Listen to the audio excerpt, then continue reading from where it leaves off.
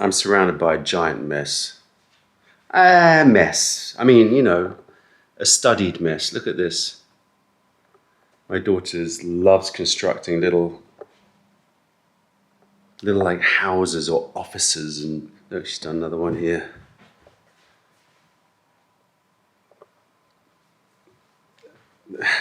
I mean, she literally spends an hour and then this whole place is transformed. But this is something else. Look at that. Anyway, I wanted to talk to you today about foods I dislike. And I was trying to think, like, I'm going to sit in her weird little office here because it's kind of cool. How do I do this? Does this work? How's that? Yeah, cool. Here we go. Hello, everybody. I was trying to think about foods I dislike because, you know, I'm always talking about things I love. And I thought, what do I dislike in terms of food? And I'm not talking about foods that are just bad, because that's obviously my biggest dislike, is when you go somewhere and you have a meal or you order something and you have an expectation and it doesn't, it's not that it just doesn't live up to it. It's just that it's so bad that you start to get infuriated. So obviously I have lots of those experiences where you go to a restaurant or whatever, oftentimes delivery, because you just think, oh, just let me just get a delivery, and you try in your restaurant and it's just like the worst food. And you get that sense of anger that you spent money on really bad food, that there's no love in the cooking, there's no love in the sourcing. When you taste the food and you just know that the quality of the actual ingredients is just terrible, or you just feel like it's just like so badly cooked, you know. What do you like in a restaurant? If something is bad, at what point do you complain? That's always an interesting thing, isn't it? Especially when you're with people, right? You go to a restaurant, you sit down and you order food and you're all like, you know, in a good mood and you're excited and, you know, yeah, you're having a meal together and you're chatting and, you know, and then the food arrives and you have your first bite and you're like, oh, it's not very good. And you look around and everyone's sort of a bit like picking on their food, but they're trying to like, oh, this is nice. Or they're just ignoring it and just keep talking. But at what point do you just go, no, unacceptable. I can't. I'm not going to pay for this. This is just horrendous. When the either the ingredients or the cooking is just so terrible that you just can't have it anymore. You know, for me, I think for most people, you tend to not want to complain. You tend to want to just like, you know, let it go, it's fine. But there's always that threshold. And everyone has a slightly different threshold that they reach. Some people just instance like, no, that's badly cooked, out. You know, and they sometimes can be a bit, you know, it can be a bit of an awkward thing if you're eating dinner with those people and you know that they're just always going to complain about something. And then there are the other people that just, no matter what, they will never complain. For me, I'm sort of, I think I'm, what am I like? I think that there are certain things that just take it over the edge for me. And usually it's if the cooking is done in such a bad way that it's just not acceptable. The chef needs to know that's not acceptable. Like if something's under-seasoned or if something's just not very tasty, I'll usually sort of deal with it. But when something's badly cooked, obviously if something's raw on the inside or something, you know, it's like you cut into a chicken wing and it's open and it's just raw inside, that'll go back immediately, of course. But also stuff like risottos. I remember sending back a risotto because it's just like, you know, there's al dente and then there's just raw rice. And I remember being so infuriated because, you know, there's one thing when you feel the need to complain, and there's another thing when a restaurant tries to justify or deny that it's, you know, wrong. And okay, they may not agree with you, but like at some point they have to just go, well, look, you know, not that the customer is always right, but the customer has an opinion, they're paying for something. You know, I remember going to a place and it was quite early when I was dating someone. I was there with with her mother, and it was sort of like one of those meals. It's like, ooh, you know, I didn't want to like make a fuss, but I remember like the risotto coming down, and I remember eating it. I think we all got risotto, or like some, you know, we were sharing it, and I remember biting into it and going, "That's just chalky. That's just chalky rice," you know. And so I complained, and the woman was like, "Well, that's al dente. That's how risotto is meant to be cooked." I was like, "No, no, no, no. Just please, you know, that's not right. Either make me a new one, or just take it off the bill." And they were persistent. They were like, "No, no, no. That's." You went to the chef. The chef was like, "No, that's how it's cooked." I was like, "Okay, look." I started picking up the rice and I started biting it. I was like, "You see that? That's not just a little bit of like white in there where it's a bit al dente. That's just plain chalky raw rice. That's going to give people stomach aches. That is not how you cook a risotto. I understand the concept of al dente. You know, just get away with that." I remember my dad once having the most like proper freak out at a restaurant because we ordered like pork belly at a restaurant, at a pub, and I think 3 of us ordered pork belly. Tends to be the case. I actually started a Facebook group when Facebook started, like, you know, when it started. I remember going, "Oh, there's groups. I'll just make one." And I think the group I made was, "If pork belly's on the menu, my choice is made," right? Because, you know, pork belly is just one of those things. I've just got a soft spot for pork belly, and we ordered it, and I think like 2 of us got like a piece that was sort of like, you know, normal size, and then one person got a piece which was just so remarkably smaller, like notably smaller. It wasn't just you know, a matter of, you know, a little bit. It was like probably about 30 to 40% smaller. And so we obviously complained, saying, "Hey, look, you know, this, you know, that's a lot smaller than these portions." To which the answer that the waiter gave was something like, "What do you want me to do? It's a pig. I can't choose the size of it," or something stupid like that. That sent my dad, like, he went, I remember him just like shouting, like, "Give me the manager right now." And the manager was just like, you know, like saying, "Well, you know, we're just like," again, trying to excuse it, saying, "No, it's very simple. All you needed to do was say sorry, offer something, done." But instead, you had to double down. You had to double down and say something silly like, "Well, it's a piece of pork. What do you want me to do? I can't change the size of the pig." Something crazy like that.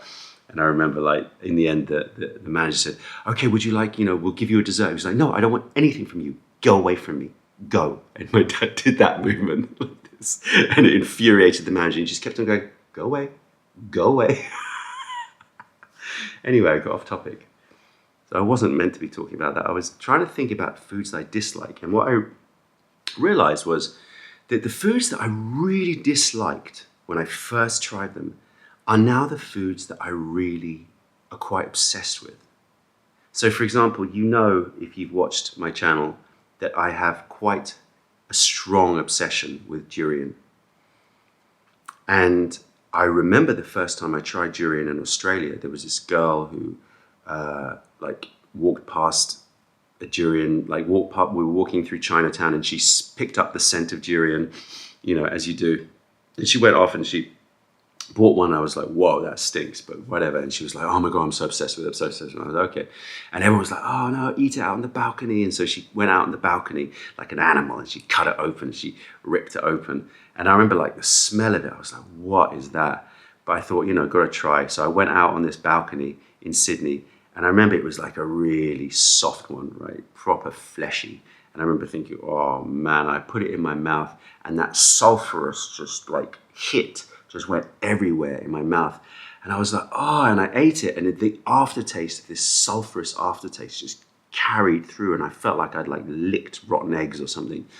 And I was like gagging, and I remember it like made my stomach go crazy. I was burping up durian for hours after, and I swore, and I remember I remember feeling like that is the most disgusting thing I've ever eaten. And I remember seeing her crouched, because she was, you know, exiled to the balcony, crouched on a balcony like an animal, just clawing out these fleshy bits and just sucking on the seeds. And I remember thinking, "Wow, that is something carnal. That is something quite grotesque." And just seeing her like this sort of animal over this raw, like fleshy kind of, and I remember just thinking, that is roughness. No. But now I'm obsessed with it. I'm as obsessed as she was. And it's a really interesting thing, the things that you really have a strong reaction to. And I say this whenever I'm talking to people in tea and they go, I can't drink raw pu'er, or I can't drink HR. I'm like, if you have a strong reaction, persist, because that is the food or the drink that you will have the most love for in the future, potentially. Another example is uni. Uni is wild, crazy. I remember the first time I tried it in New York at a sushi restaurant and just being like finding it difficult to swallow, like the gag reflex was real. And I thought it tasted like sperm and cleaning fluid, and it just was like, oh, no, wrong. And I just thought, how can anybody eat that? And it's so expensive as well. Always these foods that are delicacies that have this really strong flavor, tend to be expensive. And now, like, okay, I still have a limit with it. I can't eat too much of it, but I crave that crazy, creamy, iodine, like, taste. I crave it. So I'm sure there's lots of other examples of that. But it just really shows that if you dislike something with a passion, persist. You can turn those hates into loves. You can. And there's nothing more important in life, I think, than trying to be the kind of person that loves everything without forcing yourself. It has to be real, it has to be authentic. But, I quite like this weird little spot here. Let me just over here. One food that I feel like I've got to do that more with is stinky tofu, because I've obviously smelt stinky tofu whilst being in China, and I've tried stinky tofu a couple of times. The first time I tried it, I had that like, oh my God, that just literally tasted like shit. It tasted like feces. It was just horrendous. And I was like, oh my God, and again, couldn't handle it. But then, went back to China every year and I kept smelling it and see people like getting like, I can see the excitement in people as they queue up for their fried stinky tofu with the chili and stuff. And I'm like, gotta try it again. I remember trying it again. And the second time I was like, oh, okay, I get it. It's like the Chinese version of stinky cheese. The Chinese version of stinky cheese, it's fermented, it's really ripe, it's just runny, it's just something else, and I've got to try and get through it. But then I never really persisted, and I think that I really got to do that, because I have a feeling like I could have a love for stinky tofu because my reaction to it is so strong. I'm also very sensitive to ammonia. Like, I don't know, even like some chewing gums I find have like an ammonia taste to them. I'm very sensitive to ammonia. Like, a lot of times I'll taste something and I'll taste ammonia and I'll ask everyone and nobody else tastes it, but I just taste this ammonia note in it.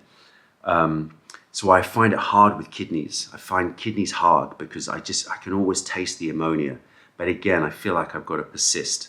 So I think that is part of the life's training, is like, go towards the things that you feel repelled by, because there's learning there. So I think I've got to try more kidneys.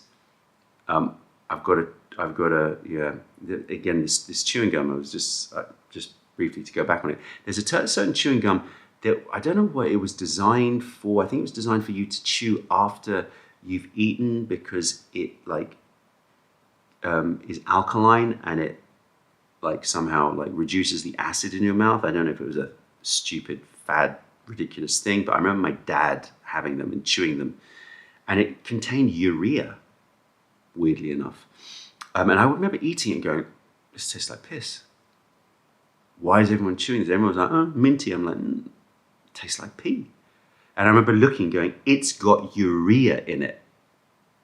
Go figure. So yeah, ammonia, kidneys. What else? See, I quite like foods that have that pukey taste, right? Like Parmesan cheese, it's got that, what is it? I can't remember the compound, I'll write it somewhere.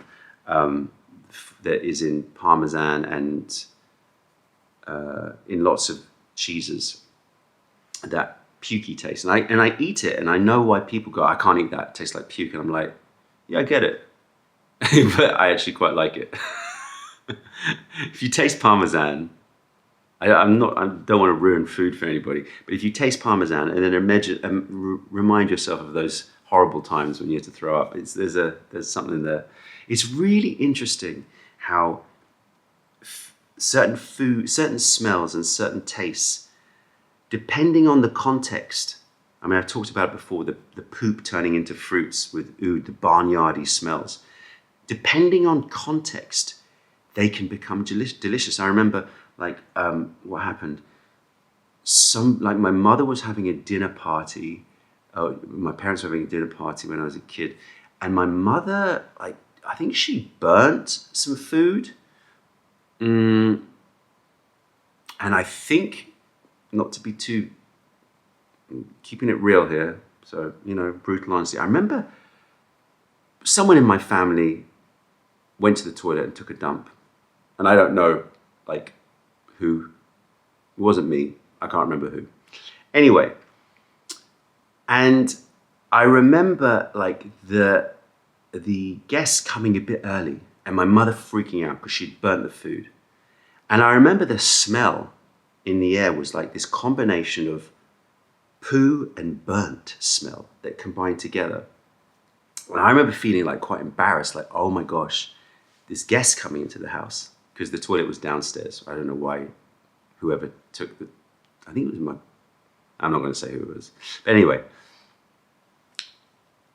the neighbor came in and she said, wow, it smells amazing in here. What's that smell? And I remember at that point it just going, goo, like it stuck with me. Context is everything. If she had known that that's the smell of shit and burnt food, she would be like, oh. But because she had no concept of that, she came in and she combined these smells, and in her head, it was delicious. There's a lesson in it. I'm not quite sure what the lesson is. Something about context, something about framing, something about how, you're turning poo into fruits. Again, that thing, that transformation that happens through framing and through context.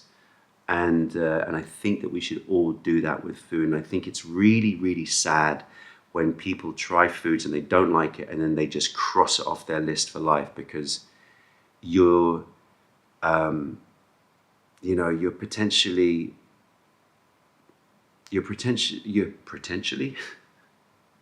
there's a word that I'm trying to find, and that's the reason why I'm stuttering. I can say you're potentially restricting your enjoyment, but I said it again. You're potentially, let's just say, denying yourself of some great pleasures in the future. So always walk towards the things that disgust you.